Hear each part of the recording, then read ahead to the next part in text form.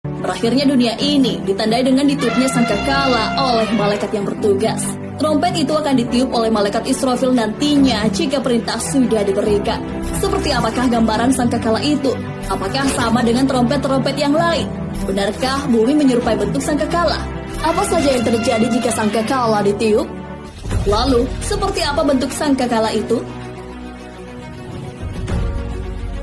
Dalam sebuah hadis, sangkakala dideskripsikan oleh Nabi Muhammad SAW dari Abu Hurairah radhiyallahu anhu. Rasulullah SAW bersabda, ketika Allah telah selesai menjadikan langit dan bumi, Allah menjadikan sangkakala terompet dan diserahkan kepada malaikat Israfil.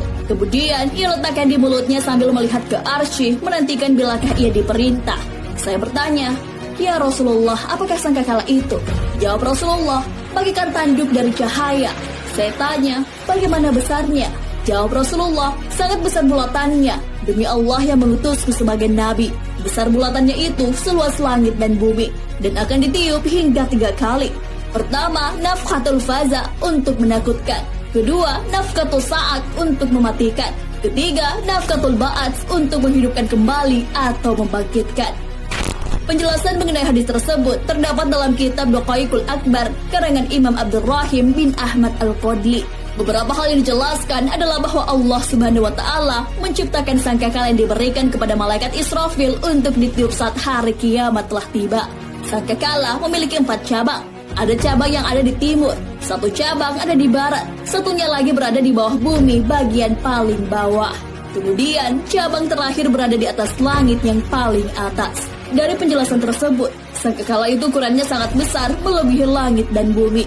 Kita semua hidup dalam sangkakala malaikat Israfil tanpa kita sadari. Dalam sangkakala itu juga terdapat pintu-pintu sejumlah ruh. Mulai dari awal hingga akhir, makhluk yang diciptakan Allah Subhanahu wa Ta'ala di langit dan bumi. Ada juga 70 rumah.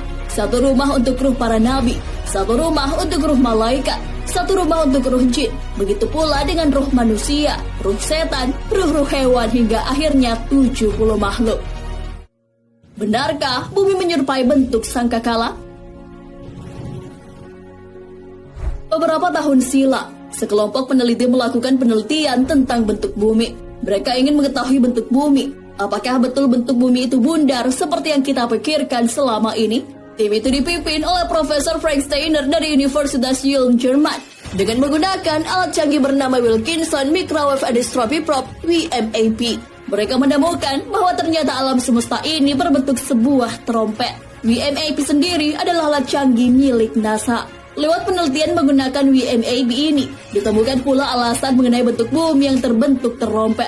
Charles L. Bennett, salah satu tim peneliti di WMAP, mengatakan bahwa hal itu adalah sebuah representasi dari evolusi alam semesta yang terjadi lebih dari 13,7 miliar tahun. Namun, berbeda dengan pendapat sebelumnya. Thomas Jamaluddin, Kepala Lembaga Penerbangan dan Antariksa Nasional 8, mengingkari bentuk bumi yang seperti terompet. Dilansir dari science.kompas.com, dia mengatakan bahwa bentuk terompet itu bukan bentuk alam semesta, melainkan gambaran model evolusi alam semesta. Saat diwawancara pada 2015 silam, ia menjelaskan bahwa astronom pernah memiliki 2 model yang menjelaskan evolusi alam semesta. Tahun 1990-an, model evolusi yang banyak dipakai adalah bentuk bel. Dalam model tersebut, dipahami bahwa alam semesta berkembang sangat cepat, sehingga ukurannya cepat menjadi besar. Lalu, proses perkembangan alam semesta, tahun 2000-an, kemudian berkembanglah model alam semesta yang berbentuk terompet. Apa kelebihan sangkakala Israfil? Telah banyak dalil yang menyebutkan bahwa dunia ini akan berakhir jika sangkakala sudah ditiup. Dalam Al-Quran juga telah disebutkan seberapa hebat sangkakala itu. Dan ingatlah hari ketika ditiup sangkakala, maka terkejutlah segala yang di langit dan segala yang di bumi, kecuali siapa yang dikehendaki Allah, dan semua mereka datang menghadapnya dengan merendahkan diri. Quran Surah An-Naml ayat 87. Dalam kitab Daqaiqul Akbar, Huzaifah pernah bertanya kepada Rasulullah SAW, "Wahai Rasulullah, bagaimana keadaan para makhluk ketika sangkakala ditiup?" Rasulullah SAW menjawab, "Wahai Huzaifah, demi zat yang mana jiwaku ada pada kekuasaannya, sangkakala ditiup dan tegaklah hari pembalasan. Seseorang mengangkat sesuap makanan ke mulutnya, lalu dia tidak jadi memakannya. Pakaian yang ada di hadapannya untuk dipakai, maka dia tidak jadi memakainya. Dan kendi wadah minuman di atas mulutnya untuk meminum airnya, maka dia tidak jadi meminumnya. Gambaran saat sangkakala itu ketika ditiup telah diabadikan dalam Al-Quran. Hai manusia, bertakwalah kepada Rabbmu. Sesungguhnya goncangan hari kiamat itu adalah suatu kejadian yang sangat besar atau dahsyat. Ingatlah pada hari ketika kamu melihat goncangan itu, semua wanita yang menyusui anaknya lalai terhadap anak yang disusuinya, dan semua wanita yang hamil gugur kandungan.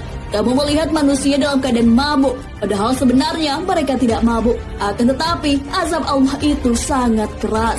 Quran Surah Al-Hajj ayat 1-2.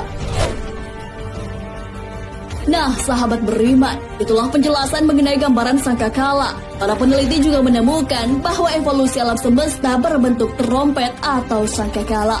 Sangkakala akan ditiup oleh malaikat Israfil saat perintah sudah diberikan kepadanya. Sangkakala bukanlah trompet biasa. Ukurannya sangat besar karena meliputi langit dan bumi. Begitu pula bukti kebesaran Allah Subhanahu wa Ta'ala yang bisa kita ketahui. Hal ini yang telah diabadikan dalam Al-Quran.